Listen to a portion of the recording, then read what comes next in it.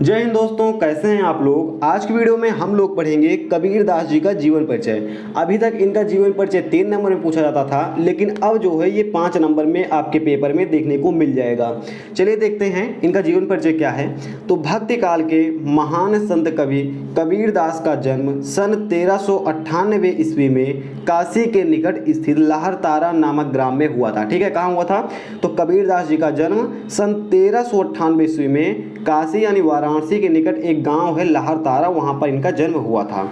इनका जन्म एक विधवा ब्राह्मणी के यहाँ हुआ था, जिससे लोक लज्जा के भय से वह इन्हें तालाब के किनारे छोड़ आई। क्या हुआ था? जब इनका जन्म हुआ था तो जो जिस औरत से इनका जन्म हुआ था वो विधवा थी, तो वो उस शर्मिंदगी के मारे कि लोग क्या कहेंगे, तो शर्मिंदगी के मारे वो इन्हें तालाब के किनारे छोड़ आई। अब क्या हुआ, वहाँ से गुजर रहे एक जुलाहा दंपति, जुलाहा उन्हें कहते हैं जो इधर उधर घूमते रहते हैं, तो जुलाहा दंपति ने क्या किया, इन्हें उठा लिया और इनका पालन पोषण किया। यहाँ पर हमने एक चीज़ नहीं लिखा है, जुलाहा दंपति का क्या नाम था? वो नाम था नीरू था, और पति पत्नी थे तो नीरू और नीमा, इनके जो है जुलाहा दंपति, आप माता पिता बोल सकते हैं, उनका नाम था। इसे आप लिख दीजिएगा, जुलाहा दंपति नीरू नीमा ने इन्हें उठा लिया और इनका लालन पालन पोषण किया। एक चीज़ आप हमें कमेंट करके बताइएगा कि जो पालन पोषण शब्द है इसमें कौन सा समास है। अगर आपने पढ़ा है तो आप बता लेंगे, क्योंकि इस पर हमने वीडियो बनाई हुई है ऑलरेडी। अगर आपने देखा होगा उसे तो आप बहुत ही आसानी से बता देंगे इस बात को। आगे क्या हुआ, इनका पालन पोषण किया, इन्होंने अपना गुरु रामानंद को बना लिया। ठीक है, इनके गुरु कौन थे? रामानंद थे। वो स्वेच्छा से नहीं बने थे, इन्होंने रामानंद को अपना गुरु मान लिया था। जैसे एकलव्य ने द्रोणाचार्य को अपना गुरु मान लिया था, वैसे इन्होंने रामानंद को अपना गुरु मान लिया था। इसके बाद क्या हुआ था, इनकी शादी हुई थी। शादी के बाद इनको एक पुत्र था, एक पुत्री थी। पुत्र था कमाल और पुत्री थी कमाली। ठीक है, उसके बाद क्या हुआ, कबीर दास जी ने अपना ज्ञान मौखिक रूप में देते थे, क्योंकि ये अनपढ़ थे। उसके बाद देखिए, मसी कागज, ये गा है, मसी कागज छुयो नहीं, कलम गही नहीं हाथ।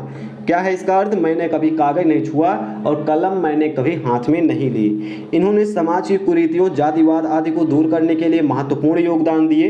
वो योगदान क्या थे? इनके दोहे थे, और जो कि अभी भी अगर आप सुनेंगे तो स्कूल में बजते रहते हैं। जाति न पूछो साधु की, पूछ लीजिए ज्ञान, मोल करो तलवार का, पड़ी रहन दो म्यान। ठीक है, ये जातिवाद को दूर करने के लिए इस दोहे की इन्होंने निर्माण किया था। इस दोहे को सब लोगों के बीच में जाकर बोलते थे, उनको जागृत करने के लिए। यह महान कवि 1518 ईस्वी में परलोक सिधार गया।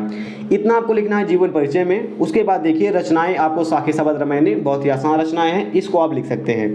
एक चीज़ आपको हम बताने को भूल गए, जैसे कई लोग क्या करते हैं, जैसे हम बोल रहे हैं तो इसी को छापते चलते हैं। ये गलत बात है, छापना नहीं है ना, आपको इसको रटना है। केवल एक काम करना है, इनका आपको जन्म याद रखना है।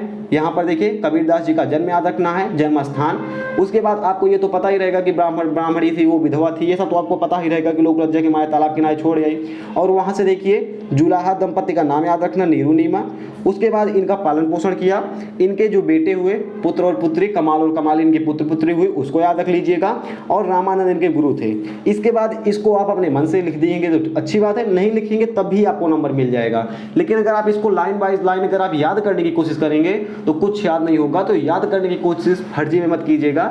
जो आपको समझ में आया इस पूरी वीडियो से केवल उसी को लिखिएगा, और जो अगर आपने समझा अगर अपने मन से बनाकर लिखेंगे तो आने वाले टाइम में आपको जीवन पर याद करने की जरूरत नहीं पड़ेगी। आप केवल क्या करेंगे, जो लेखक या कवि है जैसे कबीर दास, इनके बारे में कुछ फैक्ट जान लेंगे और अपने आप से बनाकर लिखने लगेंगे। आई थिंक आप समझ गए होंगे कि आपको जीवन परिचय कैसे लिखना है। आपके क्लास 9th में या आप जो भी क्लास बोल लें जहाँ पर भी कबीर दास जी का जीवन परिचय आता है। फिलहाल कैसे लगे भी आपको ये वीडियो, आप हमें कमेंट करके जरूर बताइएगा। हम मिलेंगे ऐसे किसी नेक्स्ट वीडियो में। जय हिंद।